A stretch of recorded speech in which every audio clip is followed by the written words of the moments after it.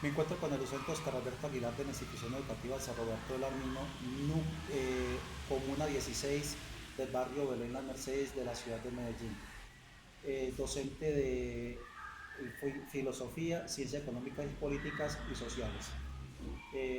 Don Oscar, buenos días. Eh, Buenos días. ¿Conoce usted de los tratados internacionales que tiene Colombia en cuestión de políticas educativas? Bueno, el primer tratado que está como a ciencia cierta en los últimos tiempos ha sido básicamente, o en los últimos años, ha sido la exigencia por la OCDE, ¿cierto? La Organización para y Cooperación para el Desarrollo Económico de los Países en Latinoamérica, ¿cierto? Es un tratado donde le exige gran inversión del rubro fiscal a los países de Latinoamérica y con ello a Colombia para incrementar los niveles de educación. Obviamente que esto tiene que ver también con una exigencia en términos de, de las pruebas PISA, también está articulado con las pruebas PISA. Y para entrar a la OCDE, pues debe subir los grandes estándares de educación en todo el territorio nacional. Llame de territorio nacional es no simplemente en las principales ciudades. La OCDE exige que haya un buen cubrimiento en toda la nación y en toda la soberanía, cosa que es muy difícil en términos del siglo XXI, diríamos así, o en las últimas 2 décadas. ¿Por qué? Porque todavía hay una gran deficiencia en este convenio, en esta exigencia de la OCDE, y se puede estar dando en términos de esta segunda década o la tercera década en las principales ciudades. Pero hay mucho abandono en términos de educación en el resto del territorio, o lo que llamamos en los territorios más, o en las zonas más apartadas, o en las ciudades, incluso en las ciudades, en alguna parte de la periferia, o lo que llamaríamos las comunas, o en el caso de Bogotá, las localidades. ¿Qué artículos de la Constitución del 91 hablan sobre legislación educativa? Bueno, básicamente después de la Constitución del 91, como la educación gratuita y obligatoria, todo el compendio que se tiene del articulado o el decreto emitido después de la Constitución del 91 está fundamentado en la Ley General de Educación de 1994.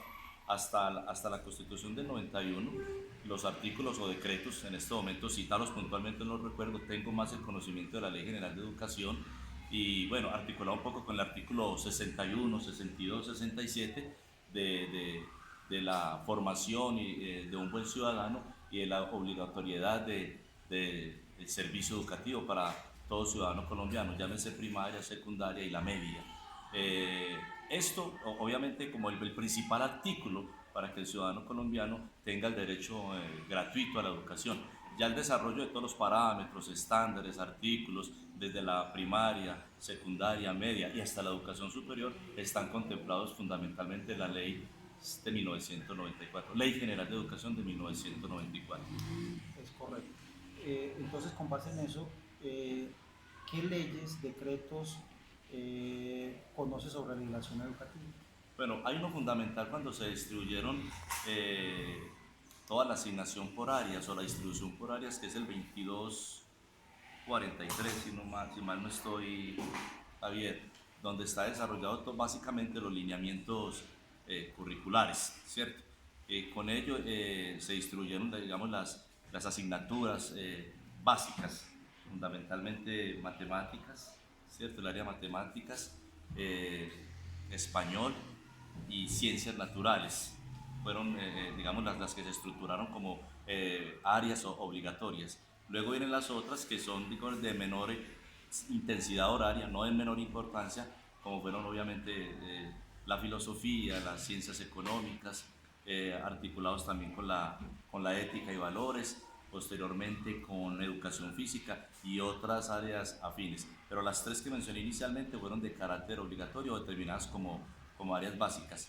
Eso en términos de los lineamientos curriculares. A su vez, después se desarrolló, se estipuló la, el artículo o la ley, el artículo, perdón, 0230, 0230. 0230, que regía, digamos, hubo mucha discusión en términos de cómo se iba a evaluar, cómo se iba a estructurar, o si le iba a dar un origen a una estructura de la evaluación en Colombia, y muchas veces se dejaba de una manera muy subjetiva, o se emitía básicamente con lo que se referenciaba con con las universidades, ¿cierto? Y se dejaba de una manera muy idónea al docente.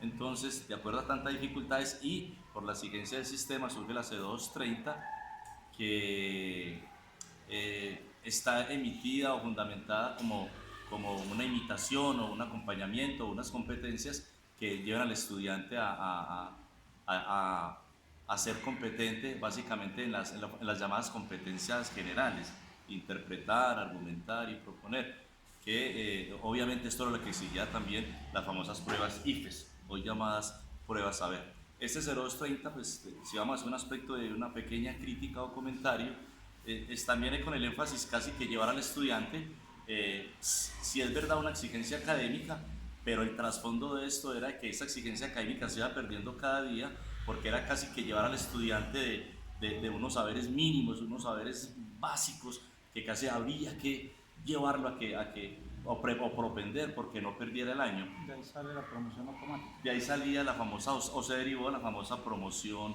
automática, que posteriormente ese 0230 también, en términos de que los muchachos se graduaban, pero tenían un bajo nivel académico, digamos que fue un fracaso esta 0230, que posteriormente se iba a constituir en la 02, en el 1290, perdón. 1860. El 1860, 1290, el 1290, y bueno, es el que estamos actualmente, digamos, implementando, pero de igual manera es casi el mismo, porque hablando un poquito ya desde el segundo decreto del 1290 como sistema de evaluación, entonces le cambian pruebas IFES por pruebas saber, pero es casi llevar al estudiante a lo mismo, porque en el 1290 sí es verdad que el docente es idóneo y exige desde su área, pero hay algo que empieza como con un mecanismo de presión, de tensión, que es el famoso índice de pérdida, que está casi que institucionalizado implícitamente en ese 1290, que algunas instituciones educativas de orden oficial hablan de que es un 5%. Entonces, cuando el estudiante no tiene el nivel académico, no tiene las competencias,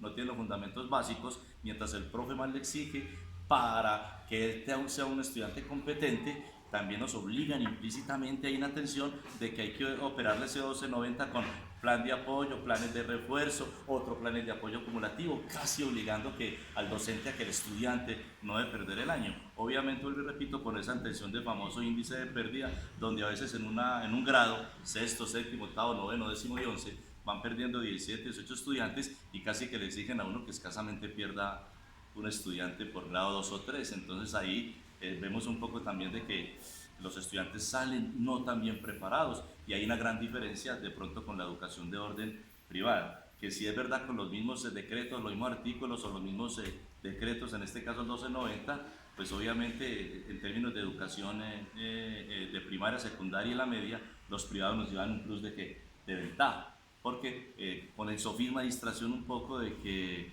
ellos tienen un régimen especial, y mientras que nosotros no. Nosotros casi que nos obligan, diría yo, en mi concepto, a que tratemos de que el estudiante, la pérdida sea mínima ahí. ¿De qué habla la ley 715? La ley 715, no, ahí no la recuerdo bien, Javi. Perdóname, ahí concreto no. Dame una idea de si de En la pronto segunda pregunta la nombró. La que se encarga de regular. Si no se acuerdan, no hay problema. No me acuerdo, Javi. Perdóname. Muchas gracias, caballero. Muy Muchas amable. gracias. Gracias, Camarón.